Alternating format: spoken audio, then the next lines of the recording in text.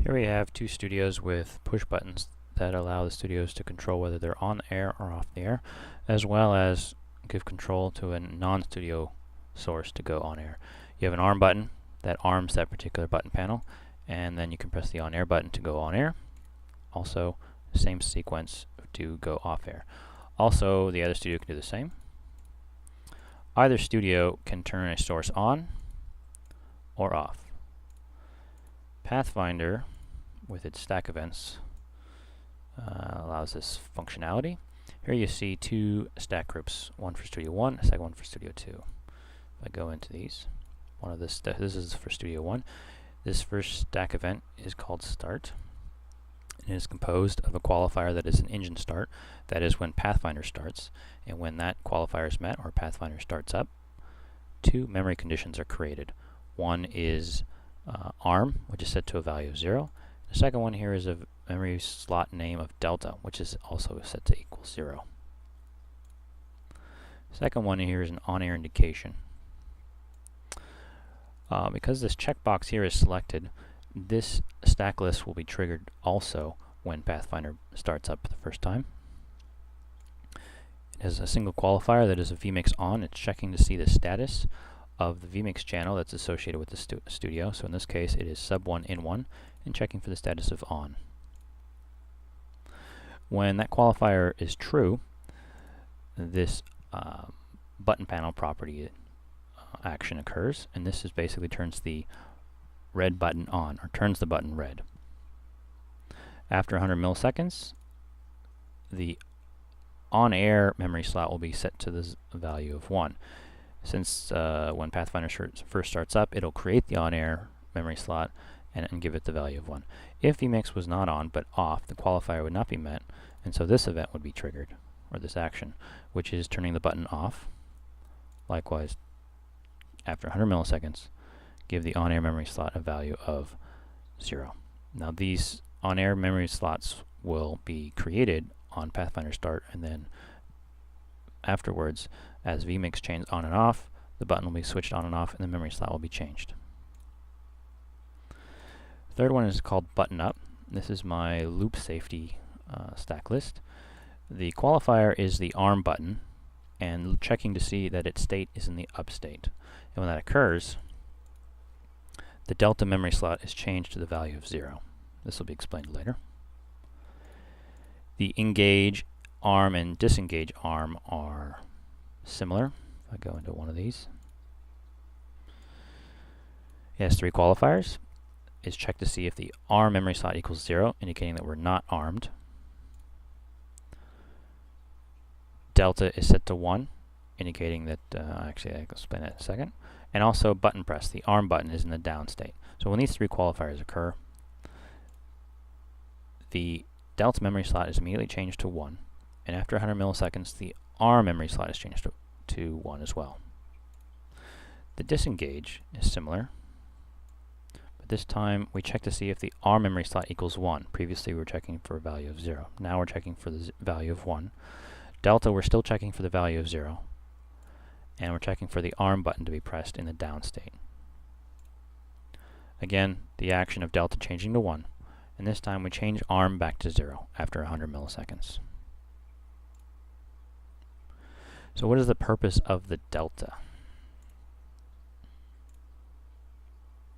If we didn't have the delta qualifier, we'd have only 2 qualifiers in the engage and the disengage stack events. So once ARM equaled 0 and the button was down, we would change the memory slot of ARM to 1. The disengage, once ARM is 1 and the button is down, we change the memory slot of ARM to 0. If you think about it, the PC clock cycles are so much faster than the time it takes for us to release the button that we'd get ourselves stuck in a loop.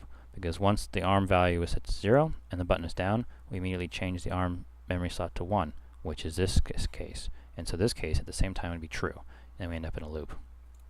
With the delta qualifier in there, we add it in there, and so now when ARM is 0, delta is 0, button is down, we change delta to 1 and ARM to 1. Because delta is 1, the next qualifier won't be triggered because it's looking for a delta equal to 0. Same thing, ARM 1, delta 0, button down, we change delta to 1, prevents the engage to occur. How does delta go back to 0?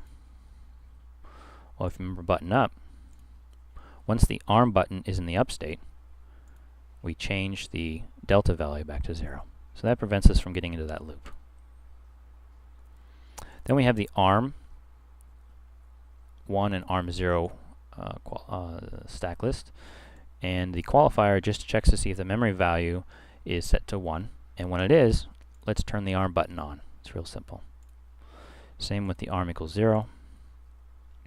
We check to see if ARM equals 0, and we turn that button off. Go on air, composed of 3 qualifiers. We're checking to see if we're in the ARM state. ARM equals 1. We're also checking to see if the second button, that on air button, is being pressed, so it's in the down state. And we're checking to see if indeed we are off air, or on air equals 0. When those 3 qualifiers are met, we immediately change ARM to 1. Change it to 0, which basically disarms our arming condition. And then we also make the appropriate change to VMIX. So we change VMIX to the on state. The go off air is the same. We check to see if we're in the ARM state. ARM equals 1. This time we check to see if we're on air, meaning on air equals 1. And we check to see if the button press, that on air button, is in the down state. The actions: remove the ARM state, basically reset the ARM memory slot back to 0, and then change the VMIX to the off state. Now the second studio is the same. The differences here are we reference different buttons, and also we need to have the memory value set differently. So here you see the start, or given different names, I should say. So the start, when the engine start, the qualifier, engine start, when the engine starts, when Pathfinder starts, we have again 2 memory slots created, ARM and Delta, but this time they're called ARM2 and Delta2, where previously they were called ARM1 and Delta1. Here we're both set both of these values back to 0. The on-air indication. This time we're checking not the same VMIX, we're checking that second one that would be associated with that second studio. So here you can see sub 1 in 2. Also, the on-air memory slot is no longer on-air 1, but set given the name of on-air 2. Same pattern though, it's set to 1 when the VMIX channel is on, and set to 0 when the VMIX channel is off.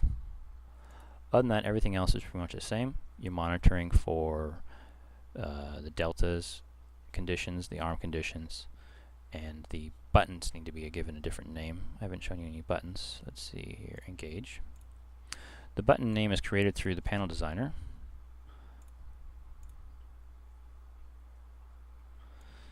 In this case, this is the button name. So the buttons associated with Studio 1 need to be different from the button names given to Studio 2. Pretty much out of time to explain the 4th input, that 4th source, but I'll have another video to explain that. It was the addition of 3 more stack events to both stack groups. Similar number 4 is similar to on-air indication, and then go number 4 and go on number 4 is similar to go on air and go off air. But there's slight differences between the two, because both Studio 1, Studio 2, and any additional other studios would be referencing to the same source, or VMIX channel, being on or off. So that's slightly different. Let me explain in a different video. That concludes this video.